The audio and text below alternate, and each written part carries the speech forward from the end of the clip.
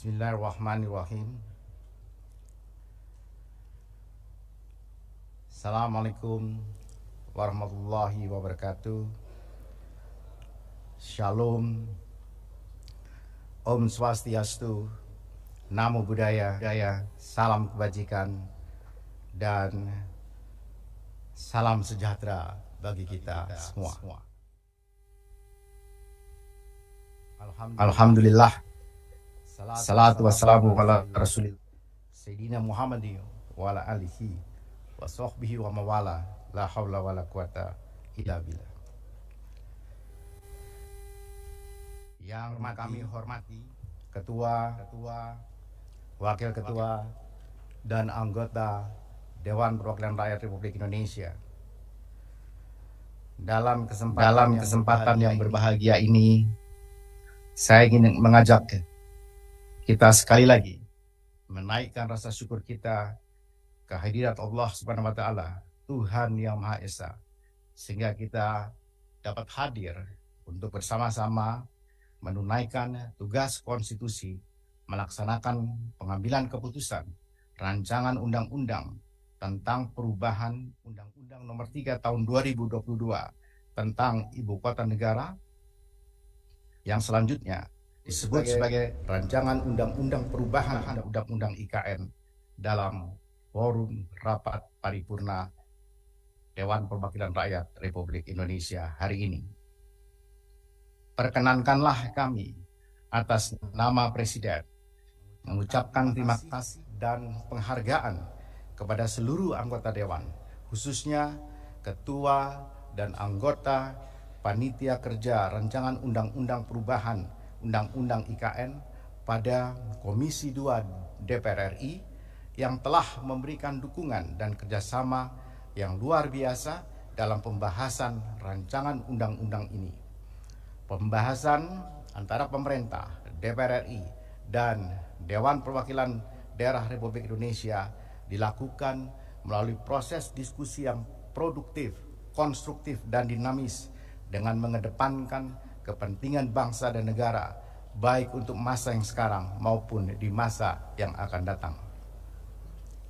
Kami meyakini bahwa proses pembahasan yang sangat baik ini akan menjadikan rancangan undang-undang perubahan Undang-Undang IKN ini mampu menjadi landasan hukum dan akselerasi kegiatan persiapan, pembangunan, dan pemindahan ibu kota negara, serta penyelenggaraan pemerintahan daerah khusus ibu kota Nusantara, selanjutnya disebut 4P, secara lebih efisien, optimal, akuntabel, dan berkelanjutan. Dalam kesempatan ini, sekali lagi perkenankanlah kami mewakili Presiden untuk menyampaikan pendapat akhir Presiden Republik Indonesia ke hadapan para pimpinan dan anggota Dewan yang terhormat. Pimpinan dan anggota DPR RI yang kami banggakan. Indonesia merupakan negara kepulauan yang disatukan, bukan sebaliknya dipisahkan oleh lautan, dan melalui visi Indonesia Emas 2045, yaitu Indonesia sebagai negara Nusantara yang berdaulat, maju, dan berkelanjutan, segala bentuk pembangunan dan transformasi harus diupayakan untuk mewujudkan hal tersebut, dan salah satunya adalah pemindahan ibu kota negara ke Pulau Kalimantan. Pemindahan ibu kota negara merupakan salah satu strategi untuk merealisasikan pertumbuhan ekonomi yang lebih inklusif dan merata melalui transformasi orientasi pembangunan yang Indonesia sentris. Ibu kota Nusantara akan menjadi mesin penggerak perekonomian baru di Indonesia dan menjadi pemicu penguatan rantai nilai domestik. Pembangunan ibu kota Nusantara menempatkan Indonesia dalam posisi yang lebih strategis dalam jalur perdagangan dunia, aliran investasi, dan inovasi teknologi. Ibu kota Nusantara juga diharapkan dapat menjadi contoh dan acuan bagi pengembangan kota yang berkelanjutan yang didorong oleh penerapan teknologi terkini tidak hanya di Indonesia namun juga di kota-kota di dunia. Visi kota dunia untuk semua tidak hanya menggambarkan masyarakat yang menghuni di ibu kota Nusantara, tetapi juga mempertahankan serta memulihkan kondisi lingkungan dan hutan di wilayah ibu kota Nusantara beserta keanekaragaman hayati yang ada di dalamnya. Visi Ibu Kota Nusantara selanjutnya diterjemahkan ke dalam 3 tujuan utama, yaitu simbol identitas nasional, yang kedua sebagai kota berkelanjutan di dunia, dan yang ketiga sebagai penggerak ekonomi Indonesia di masa depan. Ibu Kota Nusantara mengedepankan prinsip pembangunan kota yang cerdas, yang tidak hanya dibangun untuk masyarakatnya, tetapi juga selaras dengan alam dan berbasis prinsip pembangunan berkelanjutan, mewujudkan kota hutan, kota pintar, dan Smart City. Oleh karenanya, dalam rangka membangun Ibu Kota Nusantara sebagai kota masa depan yang berbeda sesuai dengan penahapan pembangunan, maka diperlukan pengaturan yang berbeda dengan penguatan beberapa kekhususan kewenangan yang dimandatkan kepada otorita Ibu Kota Nusantara, termasuk pengecualian dari pengaturan dalam regulasi sektoral.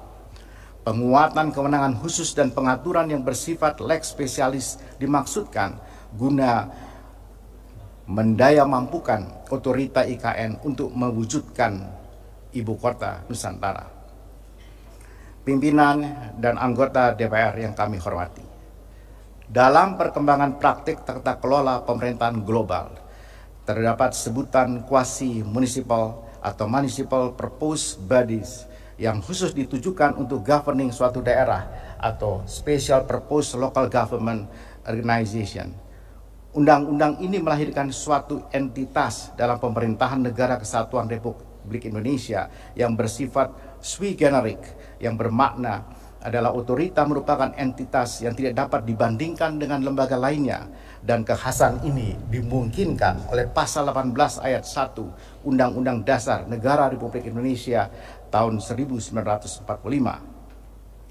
Untuk merespon lingkungan strategis termasuk volatility, uncertainty, complexity, dan ambiguity, diperlukan optimalisasi penyelenggaraan pemerintahan daerah khusus yang berujung kepada optimalisasi pelayanan publik di Ibu Kota Nusantara melalui pengelolaan keuangan, kekayaan negara, dan kekayaan otorita yang akuntabel, serta memenuhi kaidah good governance dan compliance terhadap peraturan perundang-undangan.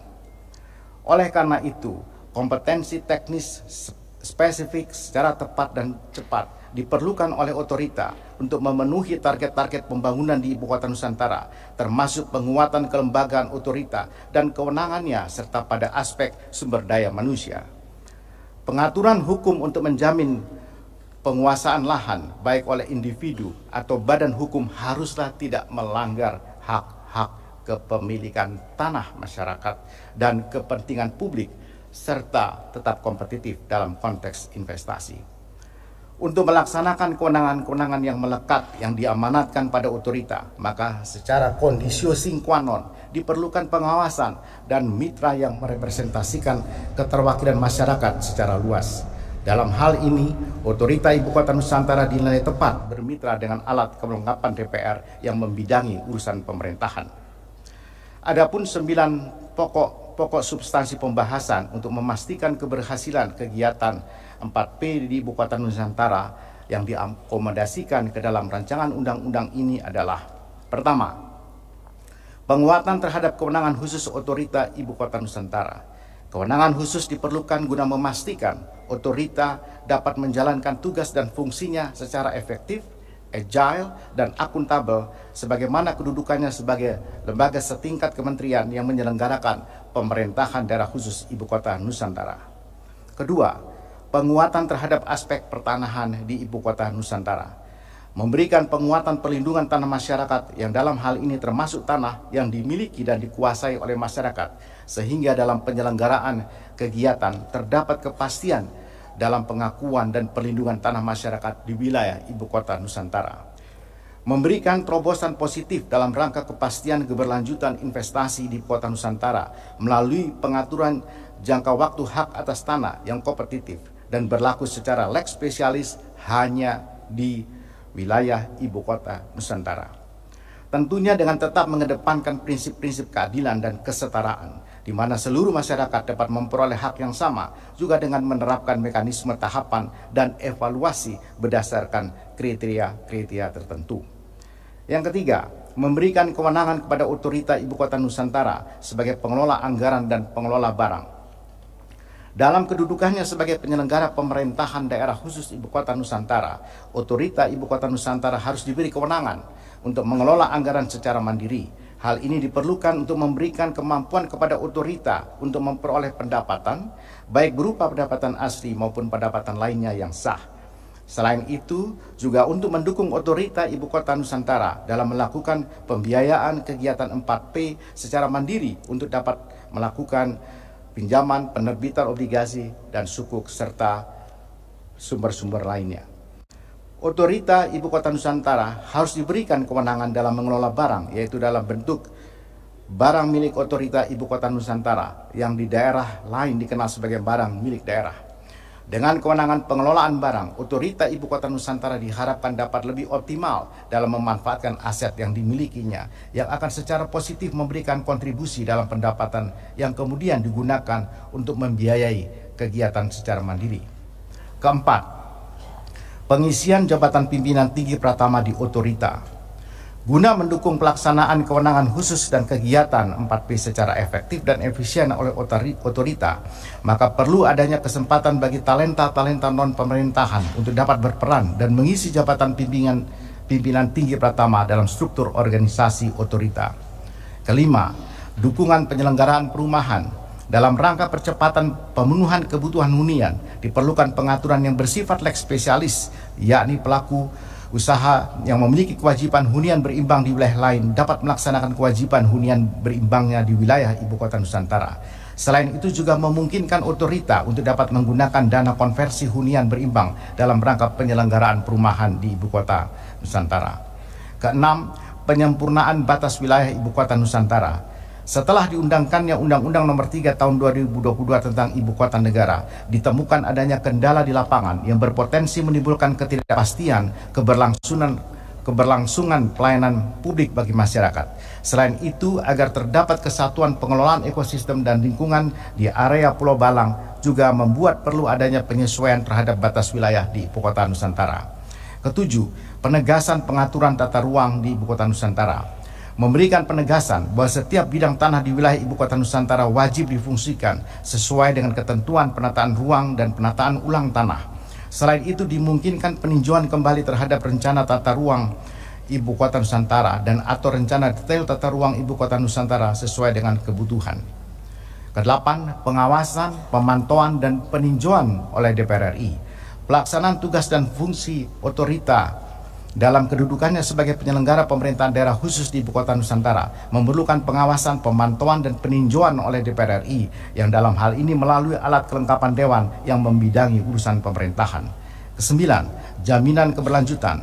Memberikan bentuk jaminan atas keberlanjutan pelaksanaan kegiatan persiapan, pembangunan dan pemindahan Ibu Kota Negara ke Ibu Kota Nusantara dengan pengaturan bahwa kegiatan persiapan pembangunan dan pemindahan tersebut harus ditetapkan sebagai program prioritas nasional paling singkat 10 tahun sejak berlakunya undang-undang ini dengan memperhatikan pelaksanaan dan atau penyelesaian pembangunan Ibu Kota Nusantara sesuai tujuan.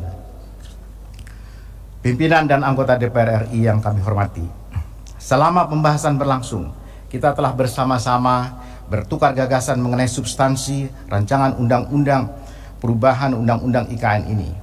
Pemerintah sangat menghargai para pimpinan dan anggota Dewan yang terhormat atas berbagai masukan yang diberikan dan juga tujuan yang ingin dicapai di dalam pembahasan dan juga penyampaian pendapatnya untuk menyetujui rancangan undang-undang perubahan Undang-Undang IKN untuk disahkan menjadi undang-undang.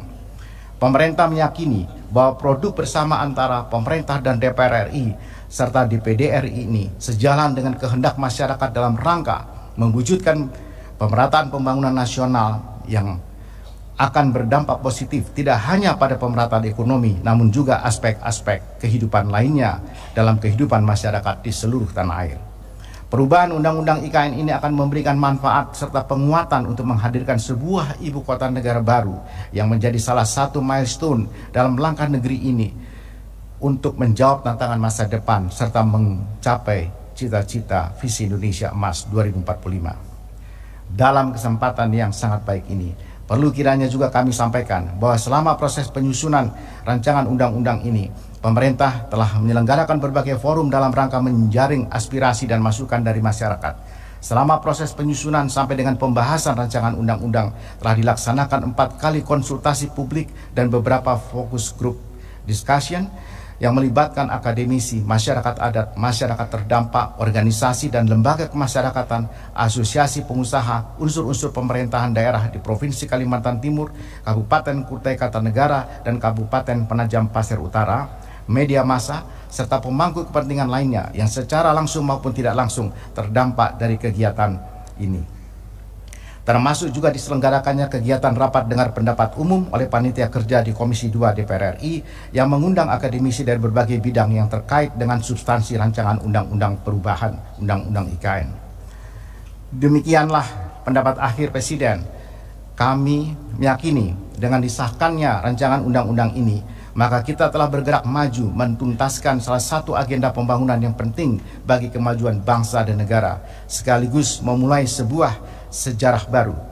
Sekali lagi, atas nama pemerintah, kami mengucapkan terima kasih atas dukungan dan komitmen dari Ketua, Wakil Ketua, dan seluruh anggota DPR RI, seluruh fraksi DPR RI, Panitia Kerja Rancangan Undang-Undang Perubahan Undang-Undang IKN pada Komisi 2 DPR RI, seluruh kementerian, lembaga, segenap masyarakat, rekan-rekan media, dan seluruh komponen bangsa yang telah memberikan kontribusi terbaiknya dalam proses penyusunan dan pembahasan rancangan undang-undang tentang perubahan atas Undang-Undang Nomor 3 Tahun 2022 tentang Ibu Kota Negara ini.